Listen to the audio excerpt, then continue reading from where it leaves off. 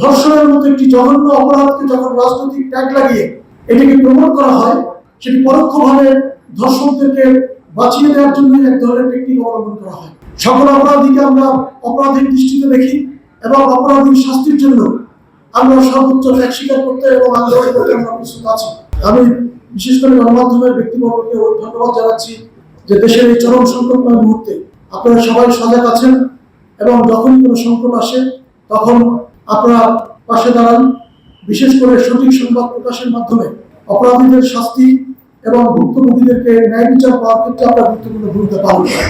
সম্মানিত সাংবাদিকবৃন্দ, আমরা এসেছি বাংলাদেশ জাতীয়তাবাদী দলের চেয়ারপারসন এবং দলের ভারপ্রাপ্ত চেয়ারম্যান জনাব তারেক রহমানের নির্দেশ ক্রমে তিনি বেশ কিছু ধর্ষণের ঘটনার পাশাপাশি পটুয়াখালীতে একটি দুর্নীতি বাংলাদেশে ইউনিয়নে একটি ধর্ষণের ঘটনা ঘটেছে।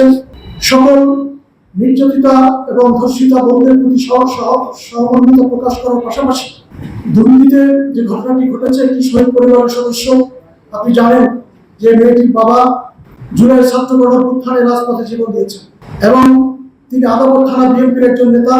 তার পরিবারের এই সংকটময় মুহূর্তে আমরা তার জন্য এবং তার পরিবারের জন্য আমাদের দায়িত্ব আছে, কর্তব্য আছে, সেই কারণে আমরা এসেছি।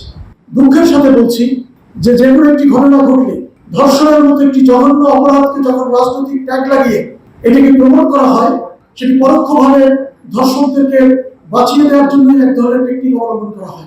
সকল অপরাধীকে আমরা অপরাধীর দৃষ্টিতে দেখি এবং অপরাধীর শাস্তির জন্য আমরা সর্বোচ্চ ত্যাগ স্বীকার করতে এবং আন্দোলন করতে আমরা প্রস্তুত আছি।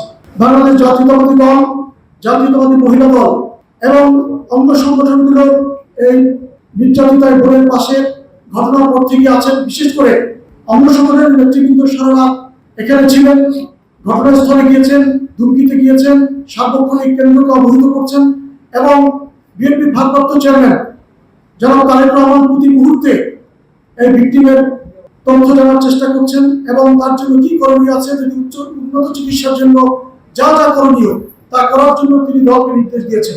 আমরা তার সেই বার্তা নিয়ে হাসপাতাল কর্তৃপক্ষ, জেলা প্রশাসককে আমরা অবহিত করেছি যে তার উন্নত চিকিৎসার জন্য যদি যে কোনো প্রয়োজন হয় বাংলাদেশ জাতীয়তাবাদী দল তার পাশে দাঁড়াবে।